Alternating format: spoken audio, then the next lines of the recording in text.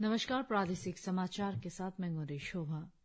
G20 नेताओं ने Brazil के शहर में अपने 19वें शिखर सम्मेलन में रियो डी जेनेरियो घोषणा को अपनाया है। उन्होंने यूक्रेन और पश्चिम एशिया में जलवायु परिवर्तन और युद्धों पर कार्रवाई का आह्वान किया है। कल जारी घोषणा का उद्देश्य प्रमुख वैश्विक चुनौतियों और संकटों को संबोधित करना और मजबूत, टिकाऊ और समावेशी विकास को बढ़ावा देना है। घोषणा में सुरक्षा परिषद की संरचना को बढ़ाने का आह्वान किया गया है, जो कम प्रतिनिधित्व वाले और गैर प्रतिनिधित्व वाले क्षेत्रों और समूहों के प्रतिनिधित्व को बेहतर बनाना है।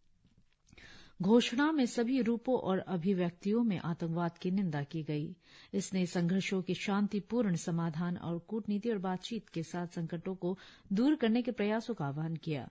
इसने बहुपक्षवाद के लिए मजबूत प्रतिबद्धता की पुष्टि की, विशेष रूप से UNFCCC और पेरिस समझौते के तहत की गई प्रगति के मद्देनजर। कल G20 के पहले दिन शिखर सम्मेलन के मौके पर प्रधानमंत्री नरेंद्र मोदी ने इंडोनेशिया, पुर्तगाल, इटली, इंग्लैंड और नॉर्वे के राष्ट्राध्यक्षों से मुलाकात की। सभी द्विपक्षीय बैठकों में प्राथमिकता बिंदु आपसी हित के विभिन्न क्षेत्रों में सहयोग की समीक्षा करना था। द्विपक्षीय व्यापार और सहयोग के विभिन्न क्षेत्रों पर चर्चा। इस बैठकों का एक प्रमुख आकर्षण ब्रिटेन में 2 नए वाणिज्य दूतावासों की घोषणा थी।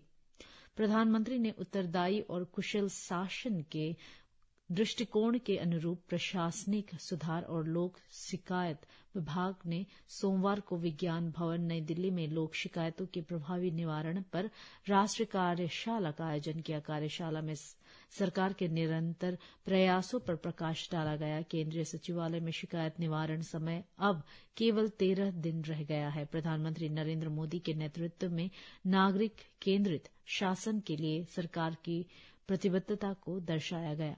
अरुणाचल प्रदेश ने जूनियर नेशनल पैनकेक सिलाट चैंपियनशिप में 4 स्वर्ण और 4 कांस्य पदक जीते, जिसका समापन सोमवार को श्रीनगर में हुआ। इस बीच अरुणाचल प्रदेश की 17 सदस्यीय सीनियर पैनकेक सिलाट टीम आज से इस महीने की 21 तारीख तक शेर कश्मीर इंडोर स्पोर्ट्स स्टेडियम में आयोजित होने वाली दूसरी अखिल भारतीय पैनकेक सिलाट चैंपियनशिप 2024 में भाग लेने के लिए श्रीनगर के लिए रवाना हो गई है। APSHRC प्रतिनिधि मंडल का नेतृत्व कार्यवाहक अध्यक्ष बामंग तागो कर रहे हैं और उनके साथ अन्य गणमान्य व्यक्ति और अधिकारी भी हैं, जो मानवाधिकार, वकालत और आयोग के कार्यों में से संबंधित गहन ज्ञान और कौशल हासिल करने के लिए कार्यक्रम में भाग ले रहे हैं। यह प्रशिक्षण कार्यक्रम अरुणाचल प्रदेश राज्य मानवाधिकार आयोग की क्षमता और प्रभावशीलता को बढ़ाने के लिए चल रहे प्रयासों का हिस्सा है।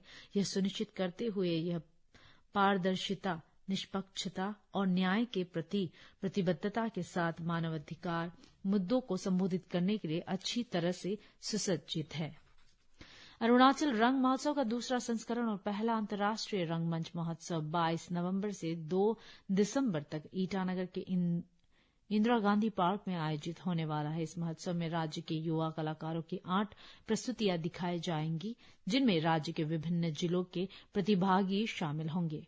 अंतर्राज्यिक मादक पदार्थ तस्करी पर अपनी कार्रवाई जारी रखते हुए बंदरदेवा पुलिस ने 3 और ड्रग्स तस्करों को गिरफ्तार किया और उनके पास से 14.61 ग्राम संदिग्ध हेरोइन जब्त की। नाहरलगुन SP महिन गाम्बो ने बताया, गुप्त सूचना के आधार पर बंदरदेवा में जाल बिछाया गया और असम के 2 ड्रग्स तस्करों को गिरफ्तार किया गया।